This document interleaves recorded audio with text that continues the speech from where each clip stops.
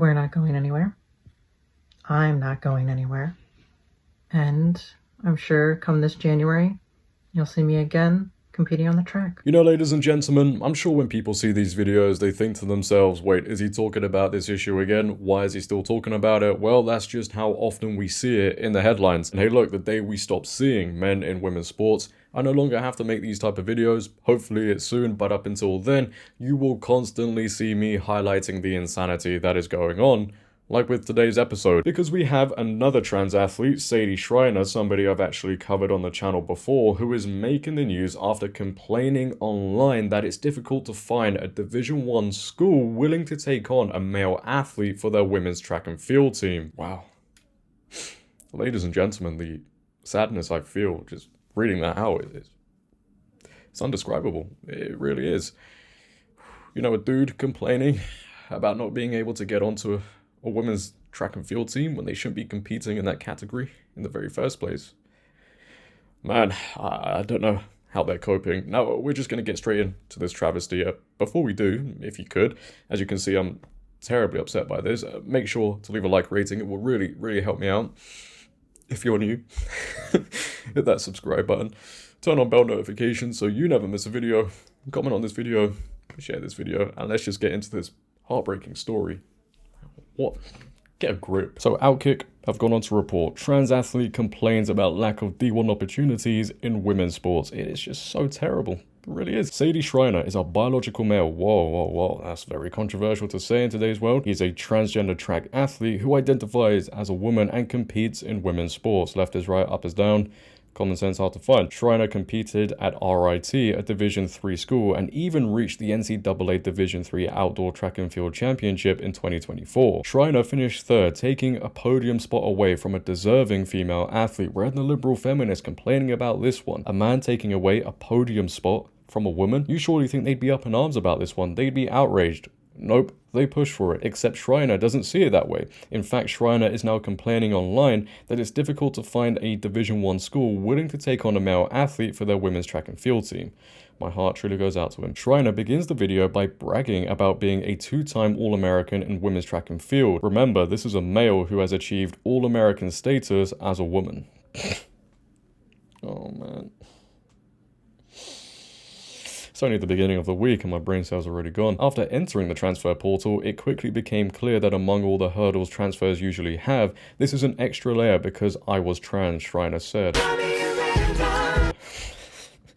Imagine that. There are people out there who don't think people with XY chromosomes should compete in women's sports. Quite a novel concept indeed. Yes, it had become quite the novel concept. No matter how adamant the coaches were to have me on their teams, the college administration would usually stop them from allowing me to participate, Schreiner continued. Look, if there are any coaches out there who want to have this dude on their team, you should be ashamed. But apparently not everyone believes that males don't belong in women's sports. According to Schreiner, several women's track and field coaches were adamant about allowing this particular male athlete to compete again. You should be ashamed. And I guess, why not? If you're a coach, winning is what you are judged upon. Having a male athlete on your women's team is an advantage. Sure, there's that pesky moral dilemma pertaining to fairness, but let's set that aside in the name of victory. Then Schreiner pivots to a broader complaint about politicians attempting to take away rights from transgender people. It's always the same. They're taking our rights away. Oh my god. Trans people are actively getting attacked right now and our rights are getting stripped away, Schreiner said. And those in power are either endorsing this or they're just letting it happen. And what rights are you talking about, by the way, that are getting stripped away? Because I can't think of any. See, competing in sports at the college level, women's or men's, is not a right that is guaranteed to anyone. So what are these rights that are being lost? I'm not going anywhere, and I'm sure come this January, you'll see me again competing on the track, Schreiner concludes. Well, apparently, we also have a video here of Sadie Schreiner complaining, as people do, on social media, and it's 1 minute, 21 seconds long, and in my opinion, it's 1 minute, 21 seconds too long, but let's check it out. Doing these videos aren't really my style. My name is Sadie Schreiner. I am a trans athlete in the NCAA, one of 10, and I'm a two-time All-American. I wanted to take this time to talk about my experience trying to transfer into Division 1. After entering the transfer portal, it quickly became clear that I'm on all the hurdles transfers usually have. There is an extra layer because I was trans. 50% of the country banned me from participating. and that meant that I couldn't attend any of those colleges, even if they reached out to me with full rides.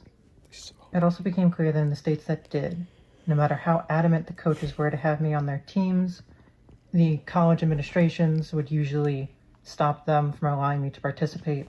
So I took the time to document all of it. Trans people are actively getting attacked right now, and our rights are getting stripped away. And those in power are either endorsing this, or they're just letting it happen. But we're not going anywhere. I'm not going anywhere.